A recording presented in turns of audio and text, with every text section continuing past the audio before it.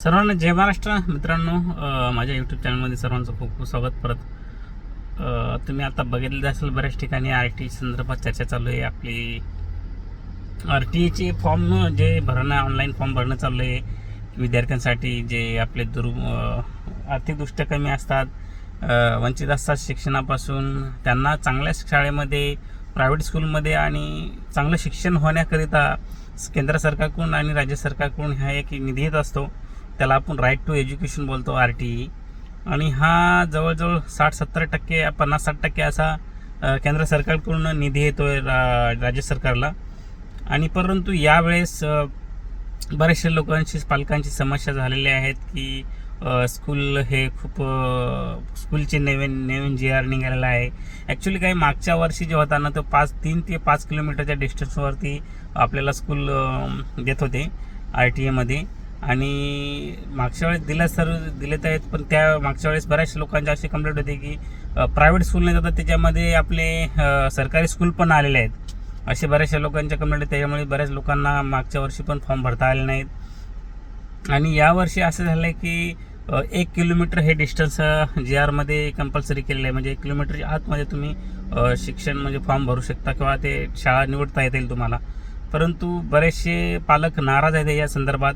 बऱ्याचशा लोकांनी सोशल मीडियावरती माध्यमावरती अशी कंप्लेंट हे केलेली आहे की हे खूप म्हणजे चांगलं नाही आहे, अन्याय आहे एका प्रकारे.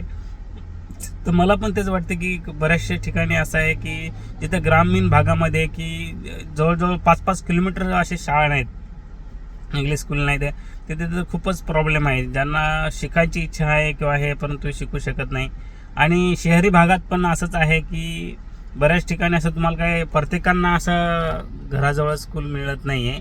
आणि हे जे यांची आठ ठेवली 1 किलोमीटरची, तर यांच्यामुळे खूप लोकांना अडचणी वाढलेल्या आहेत आणि खूप पालक वर्ग नाराज आहे. मुळात खर्च हे जे सरकारने जे आर टी आपण बोलतो हे याच्यासाठी असते की गरिबांच्या मुलांना शिक्षण चांगलं दर्जाचं मिळावं. आता तुम्ही बघत असाल बऱ्याच शिक्षण क्षेत्रात सर्वात मोठा असा बिझनेस चालू केला आहे आजकाल लोकांनी सर्वात जास्ती शिक्षण क्षेत्रात. आणि प्रायव्हेट स्कूलमध्ये जे फी त्यांच्या म्हणजे काही ना काही फी असतात आणि अक्षरशः गरीब मिडल क्लास लोक हे भरू शकत नाही आहेत. आणि त्याच्या अनुषंगाने हे आर टी ए फॉर्म भरतात आणि आर टी एच्या माध्यमातून आपल्याला लॉटरी सिस्टीम प्रमाणे मोफत ॲडमिशन मिळते, जेणेकरून याचा खर्च सगळा राज्य सरकार आणि केंद्र सरकार यांच्या मिळून भेटत असते. आणि या उद्देशाचा केंद्र सरकारचा राज्य सरकारचा ॲक्च्युली उद्देशच हा असते की आर टी एमधून फॉर्म भरून बाबा आपल्या जे वंचित मुलं आहेत किंवा आर्थिकदृष्ट्या बरोबर नाहीत, कमी आहे, त्यांची परिस्थिती तशी नाही, त्या मुलांचं शिक्षण चांगलं व्हावं आणि चांगल्या दर्जाचं शिक्षण मिळावं हेच उद्देश असते. परंतु यावेळेस मला तर कळत नाही की आर टी एमध्ये हा नियम लावून म्हणजे सरकारला करायचं तरी काय होतं, राज्य सरकारला करायचं तरी काय, असं हा पैसा कुठं तरी ॲडजस्ट करायचा आहे, मला पण काही कल्पना नाही याची. ॲक्च्युली 1 किलोमीटर डिस्टन्स बऱ्याच लोकांना आता 20-25% आपण एका शाळेमध्ये पकडू शकतो. तर 25% मध्ये बऱ्याचशा 1 किलोमीटरची आत ठेवल्यामुळे बरेचसे लोक असे आहेत की त्याच्यामध्ये तुम्हाला 10 ते मिनिमम 15%च ॲडमिशन होतील. तर बाकीचे 10-15% तुम्ही हे असेच राहतील. आणि बऱ्याचशा लोकांचं मला कळत नाही की हे ठेवून करणार तरी काय.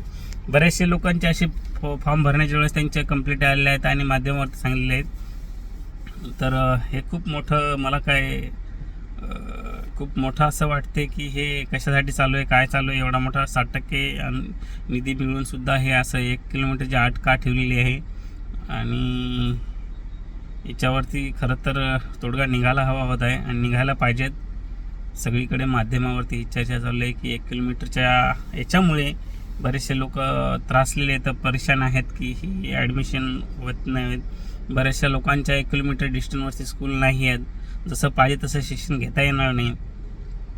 आणि याच्यावर खरंच सरकारने काहीतरी तोडगा काढावा. हा जी आर खरं तर रद्दच करायला हवा होता. कारण 25% आरक्षणमधले जे आपण बोलतो आहे की इथे 15% फक्त मुलं जातील, बाकीचे 10% करणार काय तुम्ही?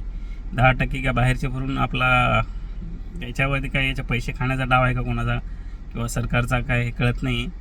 खरंच लवकरात लवकर सरकारने याच्यावर लक्ष द्यावे आणि हा 1 किलोमीटरचा जी आर रद्द करून टाका.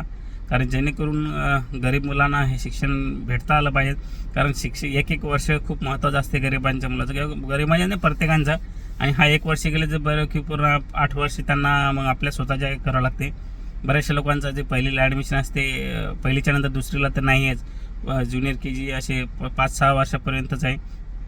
तर एकदा चान्स गेला परत चान्स येत नाही आहे. तर खरंच सरकारने हा लक्ष घेऊन गरिबांचा विचार करावा एवढीच विनंती. आणि तुम्हाला त्याच्याबद्दल काय मत वाटते तुम्हाला तुमचं लगेच कमेंटमध्ये कळवा. आणि जास्तीत जास्त व्हिडिओ शेअर करा. नवीन असाल तर सबस्क्राईब करा, लाईक करा आणि शेअर करा, जेणेकरून सर्वांपर्यंत हा व्हिडिओ पोहोचला पाहिजेत. आणि आपले मत जरूर मांडा. धन्यवाद. जय महाराष्ट्र.